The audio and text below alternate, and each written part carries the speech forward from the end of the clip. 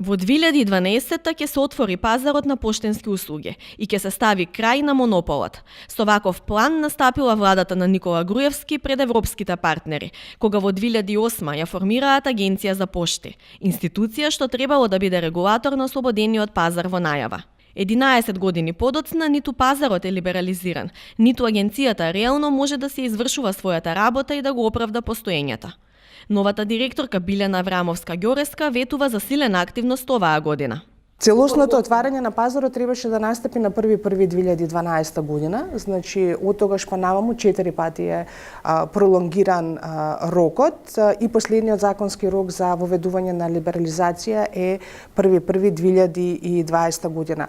Напоменувам дека Агенцијата за пошти го застапува мислењето дека е неопходна либерализација на пазарот и тоа го има и документирано и наративно пренесено до сите надлежни институции. Третата европска директива всушност наложува и целосно отварање на пазарот кај сите земји членки на Европската унија, вклучително и кај земјите кои што се во процес на преговори со Европската унија. Воедно би сакала да напоменам дека по однос на ова прашање Европската комисија кажува со извештајот за напредокот на Македонија дека не сме усогласени до крај со ЕУ директивите по однос на ова прашање, но и за прашањето за посебно сметководство кое што е основа за обезбедување на универзална услуга во услови на либерализиран пазар. Македонска пошта како монопол во дејност на јавни услуги не е во државна, оти тоа може да значи дека газда е и парламентот, туку е токму во директна владина сопственост, што е единствен ваков случај во Европа. Во 2017 ова акционерско друштво прави загуба од 3 милиони евра, а владата со парите на граѓаните продолжува да ја одржува во живот. Пред Европската комисија се ветува дека од 1 јануари годинава пазарот на поштенски услуги конечно целосно ќе биде либерализиран. Но на 31 декември минатата година Собранието прави измена на законот, со што на овој монопол му купува и обезбедува нова година на заробен пазар.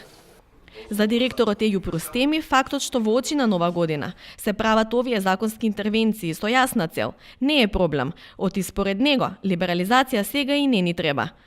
Според дирекцијата, трета дирекција од Европска унија, тоа се предвидува кога ние како држава ќе бидеме полноправна членка на Европска унија.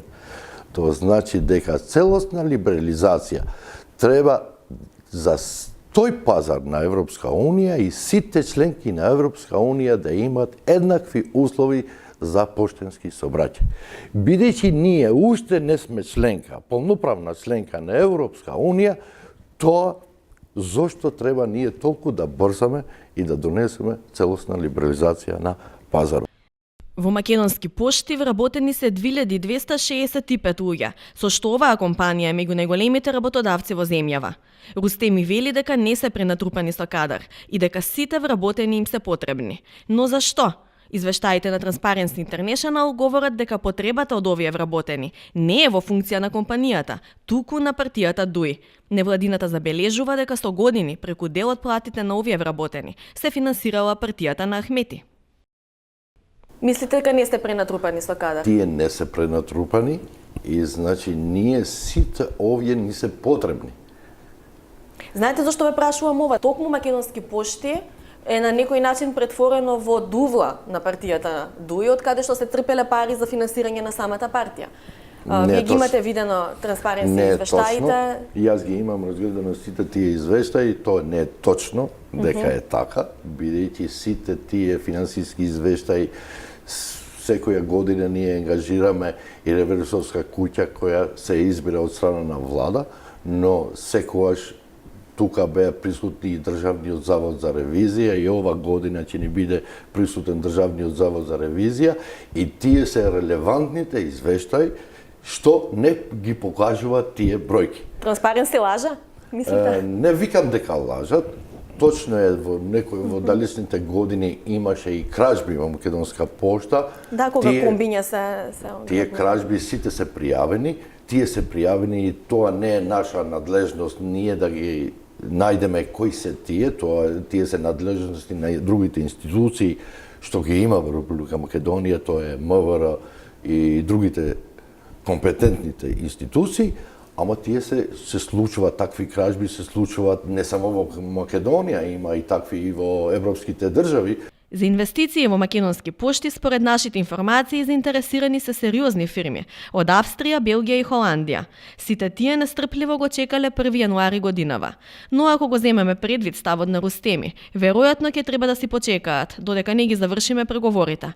Од исосеме за очекување и следниот 31 декември, собранието да купи уште една година плюс. Европската Унија очигледно има разбрано со што и со кого си има работа, па токму во ова поле почнува твининг проект за зајакнување на Агенцијата за пошти како регулатор.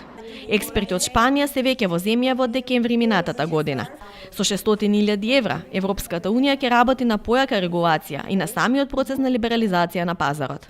La duración del proyecto son 18 meses. El inicio del proyecto se marcó con mi llegada aquí, que fue el 3 de diciembre. Yo el papel que ostento soy la RTA, que digamos sería la Resident Twinning Advisor, que en español bueno, sería como una consejera delegada. Digamos que soy la persona que está en el terreno y que actúo de nexo de unión entre digamos, los expertos y el project leader español, que están ahora mismo en España, y lo que es el equipo macedonio de la agencia postal. Entonces, digamos, las actividades, el inicio de lo que es el proyecto lo marcó el 3 de diciembre.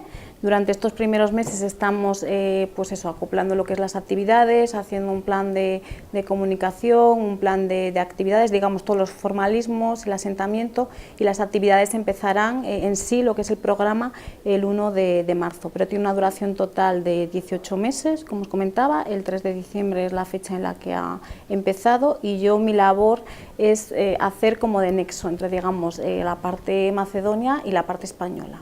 Реформите во поштенскиот сообраќај се регулирани со поглавјето 3 од преговорите со Европската Унија – право на основање и слобода на давање услуги.